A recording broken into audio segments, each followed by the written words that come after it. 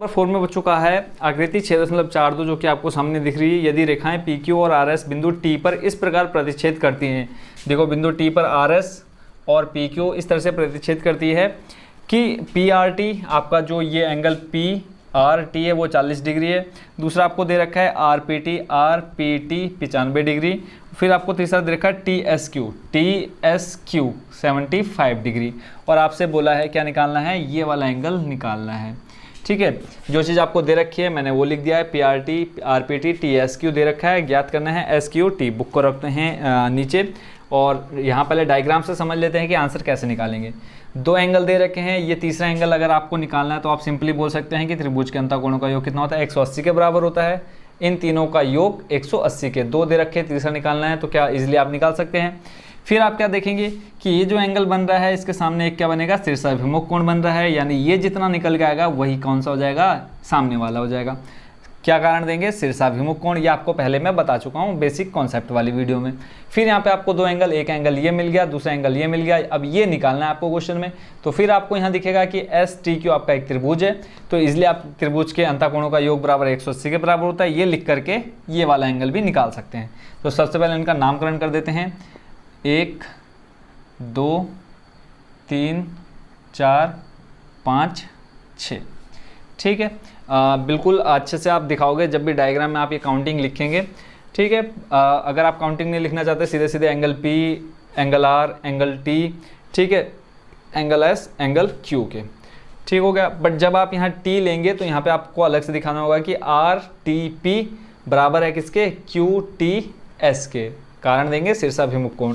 ठीक है, बट जहाँ आपको अलग अलग सिंपल दिख रहा है, P दिख रहा है, R दिख रहा है, अब T देखो दोनों के लिए है ना, T इधर 3 के लिए भी 4 के लिए भी, तो वहाँ आप क्या ले सकते हो, PTR ले सकते हो QTS के।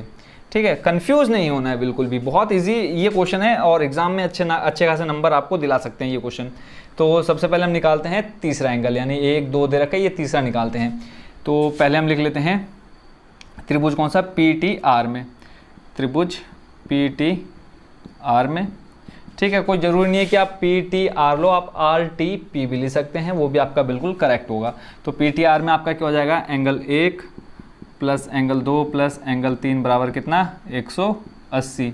और कारण क्या देंगे, त्रिभुज के, और ये देखो चिन्ह क्या है, त्रिभुज का है। ठीक है, तो आप चाहो तो हिंदी में त्रिभुज भी लिख सकते हैं, त्रिभुज के अंतःकोण, अंतःकोणों का योग 180 डिग्री होता है। पूरा लिखना है आपने, 180 डिग्री होता है। ठीक हो गया। तो एंगल 1 और एंगल 2 आपको दे रखा है कितना, 95 और 40। तो एंगल 1 मैंने लिखा 95, एंगल 2 आपको दे रखा है 40 बराबर एंगल 3 निकालना है, इक्वल टू आ जाएगा 180। 40 और 45 इधर को 5 जीरो जोड़ोगे आ जाएगा 5, 9 4 हो जाएगा कितना, 13। ये आ गया 135 डिग्री बराबर एंगल 3, सॉरी प्लस में एंगल 3 और बराबर 180। तो एंगल तीसरा आपको निकालना है, तो हो जाएगा आपको बराबर में 180 डिग्री माइनस 135। ठीक है, तो 180 में से 135 घटाना है, तो यहाँ घटाओ 180 में से 135, 10 में से 5 जाएगा, बचेगा 5। यहाँ बचा कितना, देखो 0 था, 5 जाएगा नहीं, एक हाथ से ले लिया था तो तभी 10 हुआ, 10 में से 5 गया 5। अब यहाँ बचा कितना, 7, 7 में से 3 घटाओगे कितना बचेगा, 4। देखो 3 4 5 6 7, 4 बचा यहाँ पे। तो टोटल 180 में से 135 का कितना बचा, 45 डिग्री। ठीक है, यानी जो आपका एंगल निकल के आ गया कितना आ गया, 45 डिग्री। फिर आप आगे क्या लिखेंगे कि एंगल 3 बराबर एंगल 4। कारण क्या देंगे, शीर्षाभिमुख कोण, शीर्षाभिमुख कोण है ये।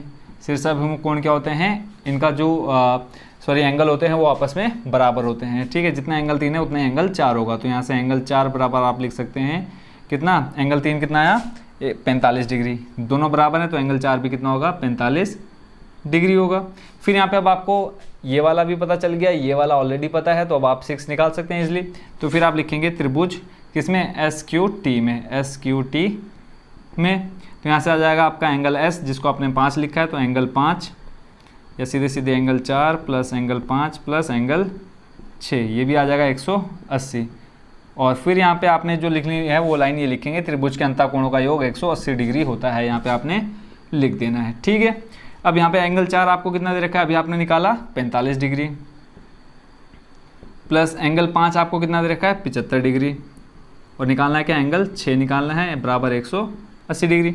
75 और 45 जोड़ दो, देखो 5 5 10, 10 का 0, 80 लगा 1, 7 4 हो जाएगा 11, 11 और 1 12, कितना आ गया टोटल 120 डिग्री बराबर में, सॉरी प्लस एंगल 6 बराबर 180। एंगल 6 निकालना है आपको, तो ये हो जाएगा 180 माइनस 120, तो एंगल 6 बराबर आ जाएगा 180 में से 120 जाएगा, कितना बचेगा 60 डिग्री। एंगल 6 आपका कौन सा था SQT, तो यहाँ पे आप लास्ट में लिख देंगे एंगल SQT। देखो एंगल Q निकालना था, जो एंगल निकालना है वो हमेशा आपका बीच में रहेगा।